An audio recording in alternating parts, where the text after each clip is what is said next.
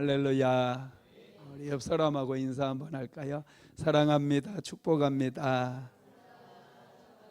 사랑합니다. 축복합니다.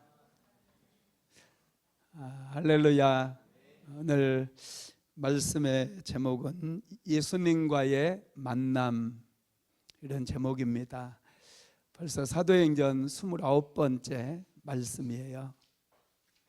사도행전은 성령 행전이라고도 얘기하죠. 성령의 역사가 어떻게 진행되어 오고 성령께서 어떻게 일하셨는가, 사도행전에 기록이 되어 있어요. 그래서 사도행전을 성령 행전이다, 이렇게도 부릅니다. 오늘 말씀을 통해서 또 성령께서 우리 안에 충만한 은혜를 내려주실 줄로 믿습니다. 사람은 누구를 만나느냐에 따라 그의 인생이 결정됩니다. 어떤 부모를 만나느냐도 아주 중요해요. 어떤 친구를 만나느냐도 중요합니다. 어떤 선생님을 만나느냐, 이것도 아주 중요해요. 그런데 우리 인생 속에서 가장 중요한 만남은 하나님과의 만남이라고 할 수 있어요. 저와 여러분은 하나님과의 만남이 이미 있는 줄로 믿습니다. 혹시 하나님을 아직도 만나지 못했고 경험하지 못했다고 한다면 반드시 하나님께서 조만간에 우리를 만나주시고 또 음성으로도 들려주시고 때로는 환상으로도 우리에게 밝히 보여주실 줄로 믿습니다. 영국의 한 시골에서 부잣집 소년이 물에 빠져서 거의 죽게 되었어요. 그때 가난한 집 수영을 잘했던 아이가 물에 빠진 부잣집 아이를 건져내서 살려줍니다. 그래서 두 사람이 아주 절친이 됩니다. 부잣집의 소년이 친구에게 얘기합니다. 친구야, 소원이 있으면 하나만 말해줘. 그때 가난한 집 그 소년이 나는 영국의 런던에 가가지고 의학을 공부하고 싶어, 그렇게 얘기를 합니다. 그래서 부잣집 소년이 아버지에게 얘기해서 가난한 집 아이를 런던의 옥스퍼드로 유학을 가게 해줘요. 그리고 의학을 공부해가지고 열심히 이제 연구를 해서 이분이 페니실린이라고 하는 항생제를 만들어내게 됩니다. 이제 부잣집 이 소년도 자라가지고 어른이 됐어요. 갑자기 폐렴에 걸려가지고 죽어가고 있다는 소식이 들려와요. 그때 이 부잣집 소년이었던 이분이 의사가 이제 자기가 만든 항생제, 페니실린 항생제를 가지고 가서 이 부잣집 친구를 살려주게 됩니다. 이 페니실린을 발견했던 이분이 알렉산더 플레밍이라고 하는 사람이고, 그때 친구의 도움으로 살아났던 사람이 2차 세계대전의 영웅 윈스턴 처칠이었어요. 이 두 사람의 만남은 정말 참 아름다운 만남이잖아요. 생명을 서로 살려주는 정말 아름다운 만남이었어요. 사람과 사람 사이에서도 좋은 만남은 사람을 살려주기도 하고 또 바른 길로 인도하기도 하고, 좋은 만남은 우리 인생 속에 우리에게 행복을 가져다 주고 축복을 가져다 주게 되죠. 그런데 오늘 본문에도 보면은 아주 좋은 만남의 사건이 있어요. 사람과 사람의 만남이 아니라 사람과 하나님과의 만남이 이루어지고 있죠. 사도 바울이 하나님과 만남으로 인해서 그의 인생이 변화되는 그 장면이 오늘 본문에 기록이 되어 있습니다. 성경에 보면은 하나님을 만났던 사람들이 참 많습니다. 하나님을 만났던 사람들마다 놀랍게 변화가 되죠. 모세는 40년 동안 미디안 광야에서 양을 치며 살았어요. 호렙산에 떨기나무 앞에 갔을 때 그곳에서 살아계신 하나님을 만나게 됩니다. 모세야 모세야, 내가 선 땅은 거룩한 땅이니 내 발에서 신을 벗으라. 모세는 80살에 하나님을 만나게 돼요. 하나님께서 모세에게 능력도 주시고 지혜도 주십니다. 그래서 400년 동안 종살이했던 이스라엘 백성들을 애굽의 종살이에서 해방시키는 위대한 일을 하게 되는 것이죠. 또 오늘 우리가 읽은 이 본문의 사울이라고 하는 청년, 이 청년도 예수님을 만남으로 인해서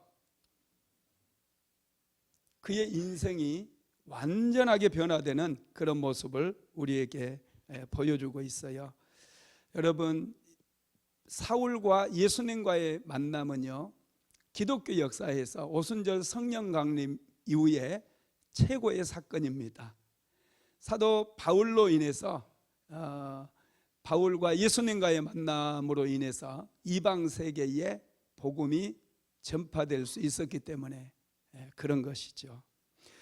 그러면 여러분, 사울이 예수님을 만나기 전에는 어떻게 살았을까요? 사울은 유대인 중에 유대인이었다, 그렇게 얘기하죠. 그리고 바리새인 중에 바리새인이었다. 그리고 난지 8일 만에 할례를 받았고, 또 유대 전통에 아주 충실했고 히브리어와 헬라어를 능통하게 할 수 있었던 사람이었어요.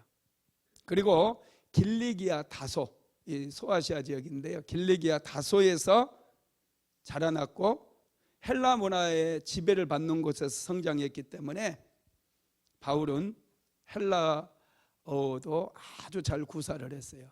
뿐만 아니라 바울은 태어나면서부터 로마 시민권을 가지고 태어납니다. 그래서 로마 법이라든지 또 로마의 정치라든지 이런 부분에 있어서 아주 탁월했습니다. 뿐만 아니라 당시 유대인들에게 가장 존경받았던 가말리엘이라고 하는 랍비 밑에서 사도 바울은 배웠어요. 당시 힐렐 학파와 삼마이 학파, 이 두 개가 첨예하게 대립되고 있을 때인데, 힐렐 학파의 가말리엘이라고 하는 랍비가 최고의 랍비였는데 그 랍비 밑에서 정통 유대교를 배웠다라는 것이죠. 그래서 사도 사울은 예수님을 만나기 전에 아주 유대교에 충성되었던 사람이고, 스데반 집사가 돌에 맞아 죽어갈 때 사울은 합당하다, 그 가편에 서 있었던 사람이고 돌로 치는 사람들의 옷을 맡아서 지켰던 그런 사람이었습니다. 그리고 스데반 집사 순교 이후에 예루살렘 교회에 핍박이 휘몰아쳐가지고 예루살렘 교회 성도들이 이제 흩어지기 시작하죠. 핍박을 피해서 온 유대 땅으로, 그리고 사마리아로, 또 이제 이방 땅으로 흩어지게 됩니다. 그런데 사울은 그 사람들을 이제 핍박하기 위해서 예루살렘뿐만 아니라 다메섹까지도 쫓아가서 예수 믿는 사람을 잡아오는 그런 열정이 있었던 사람이었다라는 거예요. 오늘 한번 본문 한번 읽어볼까요? 사도행전 9장 1절에서 2절입니다. 사울이 주의 제자들에 대하여 여전히 위협과 살기가 등등하여 대제사장에게 가서 다메섹 여러 회당에 가져갈 공문을 청하니, 이는 만일 그 도를 따르는 사람을 만나면 남녀를 막론하고 결박하여 예루살렘으로 잡아오려 함이라. 아멘. 사울이 주의 제자들에 대하여 여전히 위협과 살기가 등등하여, 그래요. 사울은 예수 믿는 사람들을 이단자라고 생각을 했어요. 그래서 그들을 잡아 감옥에 가두는 일들을 서슴지 않았습니다. 살기가 등등할 정도로 눈에 쌍불을 켜고 예수 믿는 사람들을 찾아다녔다라는 것이죠. 이런 사울이 하나님과 예수님과의 만남을 통해서 극적으로 변화되는 그 이야기가 오늘 본문 1절에서부터 9절까지 기록이 되어 있습니다. 그러면 예수님을 만나기 전 사울의 모습은 어떤 모습이었느냐? 첫째, 예수님을 이단의 괴수라고 생각을 했습니다. 사울은 예수님을 몰랐어요. 그래서 예수님을 이단의 괴수라고 생각을 했고, 예수님을 따르는 사람들을 잡아다가 감옥에 가두는 것이 하나님의 뜻이라고 생각을 했습니다. 그래서 예루살렘에서 다메섹까지 가잖아요. 예루살렘에서 다메섹은 여러분 역사책에는 다마스커스라고 나와요. 시리아의 수도가 지금도 다마스커스거든요. 이 다마스커스는 예루살렘에서 약 240km가 떨어져 있어요. 240km가 떨어져 있으면 요즘이야 자가용도 있고 교통편이 좋잖아요. 얼마든지 갈 수 있어요. 그런데 당시에는 교통편이 좋지를 않습니다. 걸어가든지 말을 타고 가든지 나귀를 타고 가든지 이래야 될 텐데 시간도 많이 걸려요. 할 일이 얼마나 많습니까? 다들 바쁘잖아요. 그런데 자기 일을 팽개쳐 놓고 240km를 간다고 생각해 보세요. 그것도 어떤 영양가 있는 일을 하는 것도 아니고 돈을 버는 일도 아니고 그냥 자기 의에 휩싸여 가지고 예수 믿는 사람 꼴 보기 싫다고 그냥 잡으러 간 거예요. 혼자서 사람들 몇 데리고. 여러분, 그 정도로 바울은 예수 믿는 사람을 싫어했다라는 거예요. 예수님에 대한 편견이 있었기 때문에 그렇습니다. 우리도 인생을 살다 보면 이 편견을 가질 때가 참 많아요. 신천지라든지 이단에 빠져 있는 사람들 보면요, 정통 기독교에 대한 편견이 굉장히 크더라고요.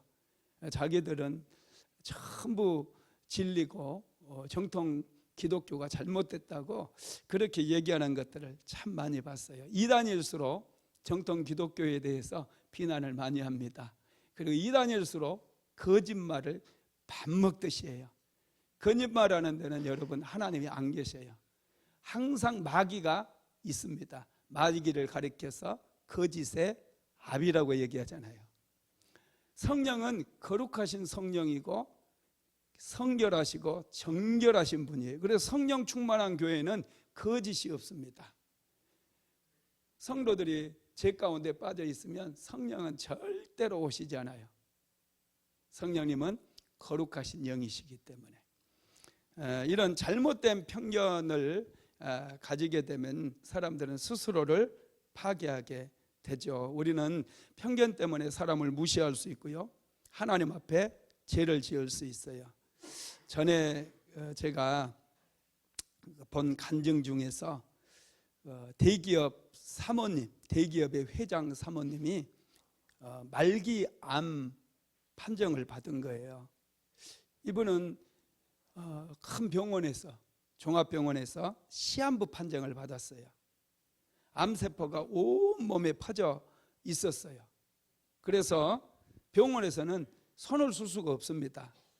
그런데 이분은 대기업의 회장님 부인이잖아요. 돈이 엄청나게 많은 거예요.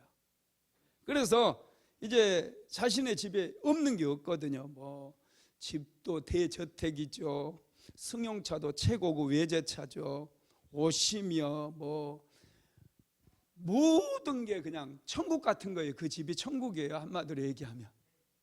그러니 죽고 싶겠어요? 살고 싶겠어요? 살고 싶겠죠. 그래서 이분이 발버둥을 칩니다. 전국에 수소문을 해가지고 암을 고쳤다는 의사들은 전부 자기 집에 데려와요. 그래가지고 그분들이 주는 약 다 먹어보고 그분들이 하라는 대로 다 했는데 효험이 없는 거예요. 그래서 어떤 한의사가 암을 고쳤다 그러니까 그 한의사를 데려다가 침도 맞고 뜸도 뜨고 그분이 주는 약도 먹고 다 먹었어요.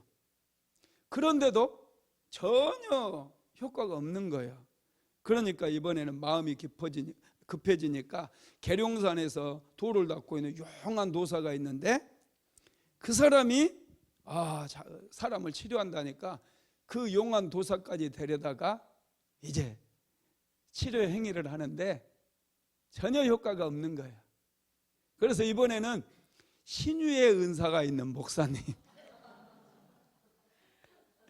신유의 은사가 있는 목사님을 이제 알아봐 가지고 그분은 안수하면 병도 낫고 또 귀신도 떠나가고 암병도 여러 명 고치고 막 이런 소문을 듣고 그 목사님을 모셔왔대요.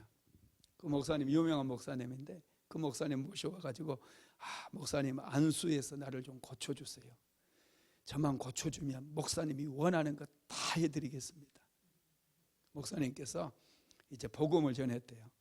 예수님이 어떤 분이고 예수를 우리를 위해서 죄를 위해서 십자가에 못 박혀 그만하시고 안수만 해주세요.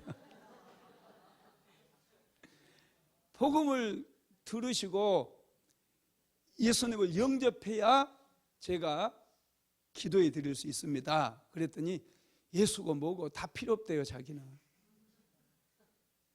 안수만 해주래. 안수만.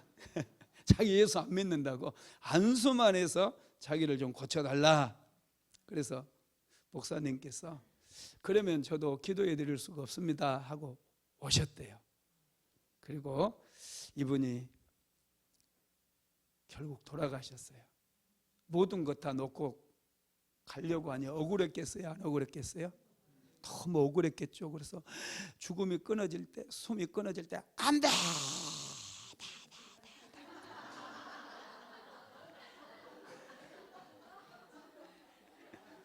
안 돼! 돼 하면서 하여튼 이분은 병은 치료는 받고 싶었는데 예수님을 믿기는 싫었어요. 왜냐하면 이분에게는 예수님에 대한 편견이 있었어요. 이분도 예수는 신이 아니다고 생각을 했어요. 그래서 결국 죽은 것뿐만 아니라 지옥에까지 가게 된 것이죠. 여러분, 자기 주장만 옳다고 생각하면 안 돼요. 우리는 그래도 다 예수님을 영접하고 할렐루야 구원받은 줄로 믿습니다. 사도 바울도 예수님을 완강하게 거부했어요. 예수 믿는 사람을 잡아다가 감옥에 가둘 정도로 완강하게 예수를 안 믿었던 그런 사람입니다. 두 번째로 사울은 일에 대한 추진력이 굉장히 강력한 행동파였어요. 자신의 생각에 비추어 옳다고 믿으면요 즉각적으로 행동으로 옮기는 그런 사람이었어요. 우리는 내 생각에 좀 맞는 것 같고 그래도 이것을 해야 되나 말해야 되나 또 생각하고 고민하는 시간들이 있잖아요.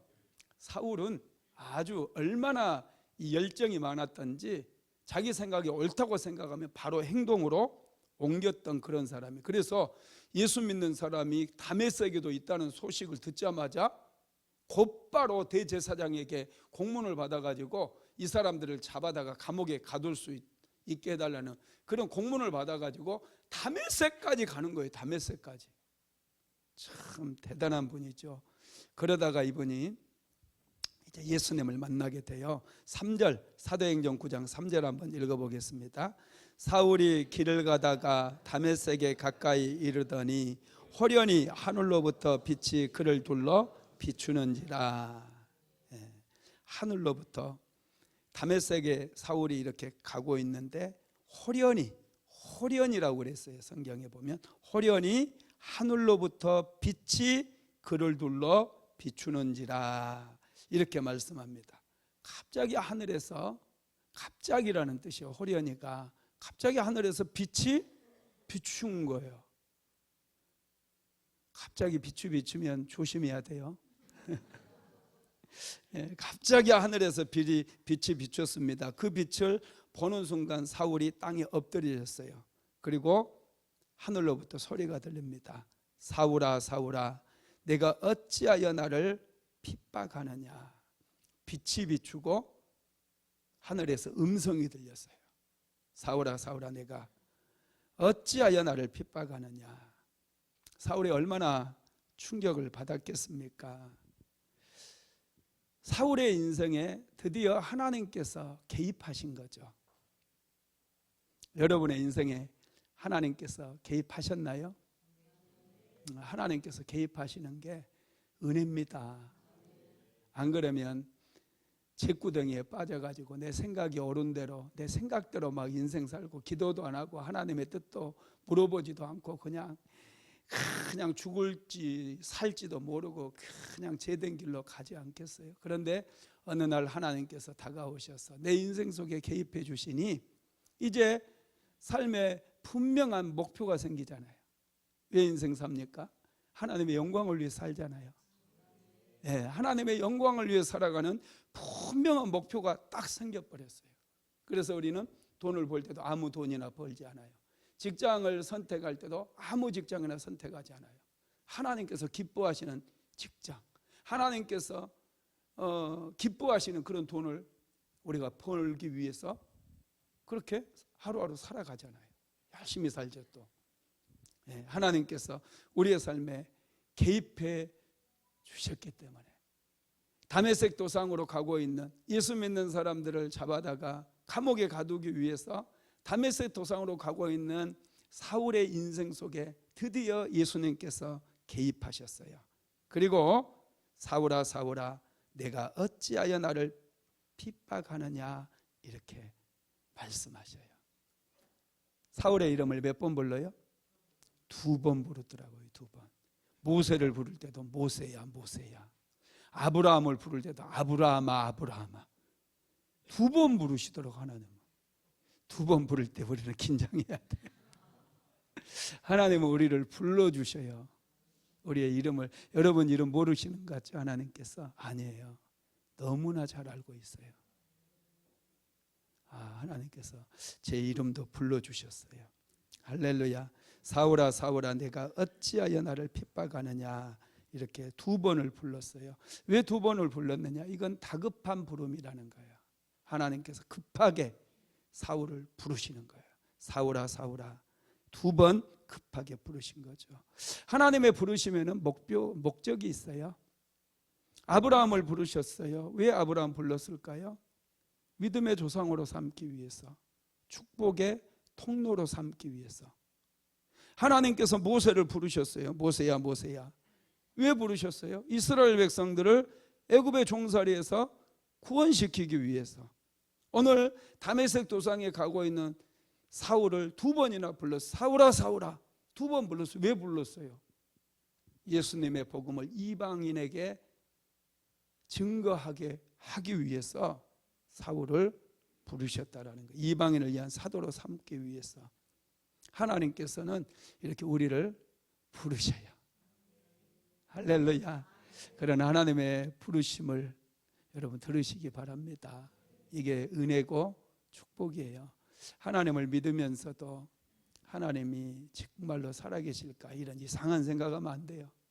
하나님을 여러분 우리가 믿잖아요. 그러면 하늘의 언어가 따로 있다고 우리 사모도 얘기하고 저도 얘기하잖아요. 한국말로 여러분 하나님께서 말씀하실 수도 있지만은 하늘의 언어로 말씀하실 때가 많아요. 그러니 하늘의 언어가 대표적인 게 성경이잖아요. 성경. 이 성경 말씀을 많이 우리가 묵상하고 또 암송도 하고 또 읽기도 하고 통독도 하고 그래야 돼요. 이게 여러분 성경을 읽는다고 그냥 이게 다 이해가 됩니까? 안 되거든요. 이게 하늘의 언어예요. 그래서 성경을 많이 읽다 보면 영어도 많이 듣고 많이 단어도 외우고 읽다 보면은 어느 순간 미국 사람들이 둘이서 막 얘기하고 가는데 저 사람들이 이런 얘기하네 하고 들려요. 저도 그런 경험을 해본 적이 있어요. 전에 우리 교회 월피동에 있을 때 피지에 있는 미국 선교사님이 우리 교회 한번 오신 적이 있거든요. 그분하고 며칠을 같이 다녔어요. 그랬더니 이분이 하는 게 들리는 거예요. 말하는 게 들려요. 저 사람이 지금 무슨 말이 하고, 내 입에서는 영어가 안 나가지만 저 사람이 하는 얘기는 내가 알겠더라고요. 그 선교사님이 하는 얘기를 알겠어요. 며칠을 그렇게 다니니까 밥도 같이 먹고 그러니까 들리더라니까요. 그래도 내가 영어를 좀 공부했잖아요. 중학교 때 3년 하고 고등학교 3년 하고 영어를 좀 했어요. 그러니까 이게 들리니까 참 신기하대요. 하여튼 우리도 하나님의 음성을 듣겠다고 하고 맨날 금식만 하지 마시고 이 성경을 읽어야 돼요. 하나님 나라의 언어를 우리가 알아야 돼요. 하나님의 언어를 우리가 말씀 속에서 깊이 묵상하면서 하나님 이게 무슨 말씀입니까? 질문하다 보면은 하나님 나라의 언어를 우리가 알게 돼요. 그러면은 하나님께서 말씀하실 때 들린다니까요. 여러분들이 하나님의 음성을 듣지 못하는 이유는 하나님의 언어에 익숙지 않으니까 하나님은 말씀하셔도 안 들리는 거예요. 안 들리는 거. 할렐루야.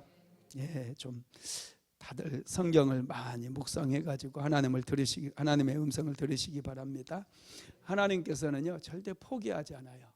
사울을 포기하지 않고 사울을 찾아오시고 사울의 인생 속에 개입하신 거죠. 사울아 사울아 어찌하여 나를 핍박하느냐 주여 네 시온이니까 나는 네가 핍박하는 예수라. 사울의 귀에 예수님의 음성이 들렸어요. 사울은 예수님을 핍박한 적이 없습니다. 교회를 핍박했잖아요. 그런데 예수님께서는 나를 핍박했다는 거예요. 어찌하여 나를 핍박하느냐. 교회를 핍박하는 게 예수님을 핍박하는 것이 되었다라는 것이죠. 그래서 예수님께서 또 말씀하십니다. 자, 사도행전 9장 6절 한번 읽어볼까요? 너는 일어나 시내로 들어가라. 내가 행할 것을 내게 이를 자가 있느니라 하시니. 예수님은 이미 사울을 향한 계획을 다 세워놓고 계셨어요. 다메섹 도상에서 만나서 이제 어디로 보내실 건지 누구에게 보내실 건지 이미 계획을 다 세워놓으셨다는 거예요. 여러분들이 우리 순복음 안디옥교에 나오신 것도 우연히 이렇게 오신 것 같잖아요. 그런데 좀 더 우리가 하나님의 섭리에 대해서 생각해 보면 하나님께서 계획하셨구나. 하나님께서 나를 위해서 순복음 안디옥 교회를 이미 20년 전에 세워주셨구나. 할렐루야. 이게 여러분 깨달아져야 돼요. 하나님을 만나게 되면 이런 깨달음이 생기는 거예요. 하나님께서는 사울을 향한 계획을 모든 계획을 다 세워놓으셨어요. 그리고 사울을 부르신 거예요. 여러분들을 부르시고 또 우리 순복음 안디옥 교회 보내신 것도 하나님의 계획의 일부라는 거예요. 그래서 이 비밀을 깨닫고 나서 나중에 사도 바울이요 예배소서를 쓸 때 예배소서에 이런 말을 해요. 에베소서 1장 4절 한번 볼까요? 곧 창세전에 그리스도 안에서 우리를 택하사 우리로 사랑 안에서 그 앞에 거룩하고 흠이 없게 하시려고. 창세전에 그리스도 안에서 우리를 택하사 이렇게 기록을 했다는 거예요. 예수를 만나고 났더니 과거가 해석이 되어진 거죠. 예수를 만나고 나면요 신기하게 해석이 되더라고요. 과거가 해석이 돼요. 나의 삶에 왜 이런 어려움이 있었던가, 그때 왜 이런 고통이 찾아왔었던가, 그 고난의 문제가 해석이 되어져요. 참 여러분 그렇습니다. 믿음에는 과거를 해석하는 힘이 있어요. 옛날에는 보이지 않았던 일들이 깨달아지기 시작해요. 예수님을 알게 되면은 왜 내가 이런 가정에서 태어났는가, 왜 이 남편을 만나게 되었는가, 왜 내가 지금 이 직장에 다니고 있는가, 여러분 다 해석이 된다라는 것입니다. 여러분도 하나님 안에서 해석되게 되기를 주님의 이름으로 축복합니다. 하나님께서는 사울을 위해서 다메섹에 아나니아를 준비해 놓으셨어요. 참 놀랍죠. 다메섹에 지금 아나니아 만나러 갔나요? 지금 사울이? 사울은 다메섹에 아나니아 만나러 가지 않았어요. 예수 믿는 사람 잡아다가 예루살렘 감옥에 집어넣기 위해서 지금 다메섹으로 가고 있거든요. 근데 예수님께서는 사울을 위해서 아나니아를 다메섹에 준비해 놓으셨어요. 6절 다시 한번 읽어봅시다. 너는 일어나 시내로 들어가라. 내가 행할 것을 내게 이를 자가 있느니라 하시니. 아멘. 다메섹에 가면 너를 만날 사람이 있다는 거예요. 그 사람이 너에게 안수해 줄 것인데 그 사람이 너에게 어떻게 하라고 얘기해 줄 것이다. 여러분, 참 놀라운 것은 하나님 예수님께서 지금 바울을 만나 주셨거든요. 강력한 만남이에요. 이거 엄청난 간증 아닙니까? 엄청난 간증이거든요. 다메섹 도상에 예수를 믿는 사람을 잡으러 가다가 갑자기 하늘에서 빛이 확 비춰오더니 그냥 또 하늘에서 음성이 들리는 거예요. 사울아 사울아 네가 어찌하여 나를 핍박하느냐. 막 이런 굉장한 체험이잖아요. 예수님을 굉장한 체험을 동반해서 예수님을 만났잖아요. 그러면 우리는 어떻게 돼요? 와, 이제 이분이 이제 예수님을 믿었어. 그러면 이제 완전해졌다고 생각하잖아요. 이제 바로 전도자가 돼도 되잖아요. 그런데 예수님께서는 전혀 그렇게 하지 않는다는 거예요. 사울이 배워야 된다는 거예요. 훈련을 받아야 된다는 거예요. 그래서 사울을 가르치고 사울을 훈련할 수 있는 아나니아라고 하는 사람을 예수님께서 준비해 놓으셨다는 거예요. 이게 중요해요.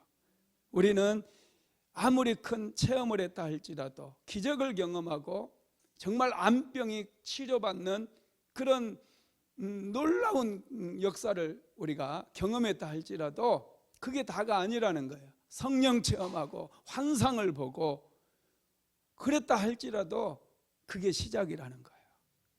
열심히 더 배우라는 거예요. 하나님에 대해서 배우고 어떻게 사람들을 섬길까 배우고 기도를 배우고 또 훈련을 받아야 된다는 거예요. 이게 여러분 아주 중요한 겁니다. 사울은 우리가 볼 때는 거의 완벽해요.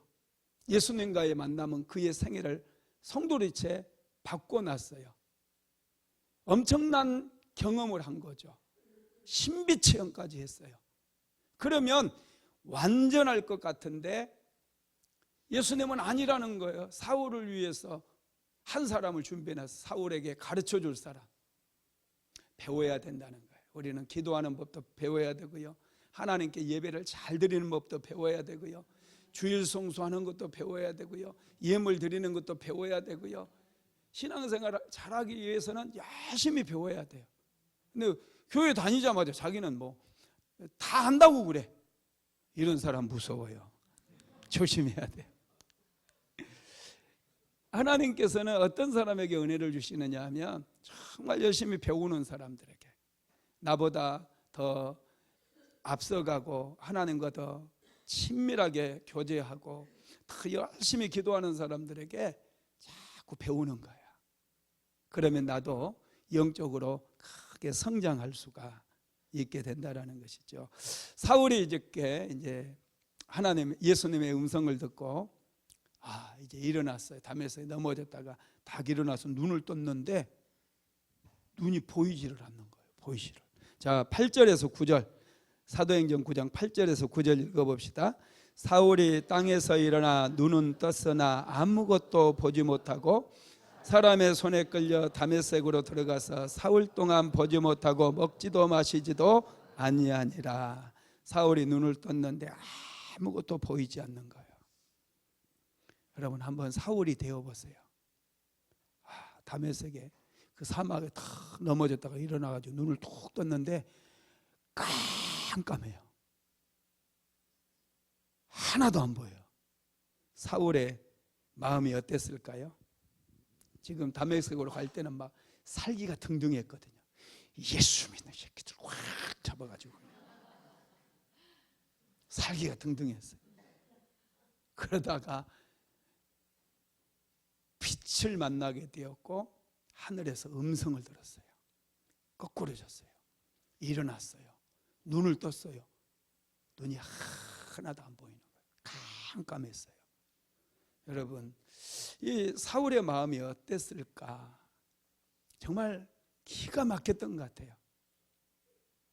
정말 말로 표현할 수 없을 정도로 참담하기도 했을 거고 기가 막힌 것 같아요. 그래서 본문을 보면은요, 사울이 식음을 전폐했대요. 아무것도, 그 9절에 보면은 사흘 동안 보지도 못하고 먹지도 마시지도 아니하니라.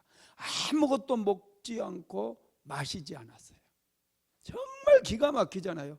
자기가 지금까지 하나님을 위해서 열정적으로 살아왔고 예수 믿는 사람 핍박하는 것도 누구보다 앞장서서 핍박했고, 스데반 집사가 그 순교당할 때 가편에 서서 그들의 옷을 지켜주는 그런 일을 했어요. 정말 열심히 했는데 자기가 잘못 살았다는 거잖아요. 자기가 하나님 앞에 악을 행했다라는 거잖아요. 거기에다가 그 깨달음만 해도 엄청난 충격일 텐데 와, 눈이 멀어버렸어요. 눈이 안 보여. 오, 어째 이런 일이 와. 눈이 안 보여 버린다니까요. 여러분 같으면 눈이 안 보여 하고 막 울고불고 내 눈 돌려디 막 그러면서 뭐 돌려달라고 막 그럴 텐데, 야, 막 내 눈 돌리도 막 그랬어요. 야, 식음을 전폐했어요. 깨달아지는 거예요. 내가 잘못 살았구나. 예수가 하나님이셨구나. 깨달아지는 거예요. 아무것도 먹을 수가 없었어요.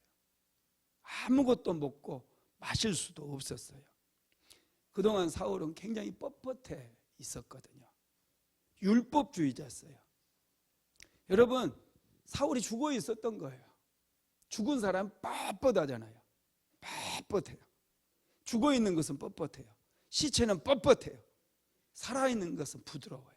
생명력 있는 거, 어린아이들 손을 만져봤어요. 보들보들보들보들. 사람도요, 영적으로 정말 깨어있고 살아있는 사람은 굉장히 부드러워요. 비단결 같아요. 영적으로 죽어가는 사람도 그렇고 죽은 사람도 그렇고 빳뻣해요. 이것 좀 해주시. 안 돼! 똑바로 못해? 예배 드리면서 뭐야? 그 하품이라고? 조는 사람 뭐야? 뻣뻣해요. 이 뻣뻣한 건 죽어 있는 거예요. 목사라 할지라도 영적으로 죽어 있으면 뻣뻣해요. 부드러워요. 살아있는 건 정말 부드러워요. 여러분, 나무도요, 부드러운 가지에서 싹이 나고 꽃이 피는 거예요. 딱딱한 몸통에서는 거기가 죽어 있잖아요. 이 껍질이. 그러다 보니 싹도 나오지 않고 꽃도 피지 않아요. 열매는요, 가장 부드러운 가지에서 열매가 맺히는 거예요. 살아있기 때문에. 생명력이 강하기 때문에 그래요.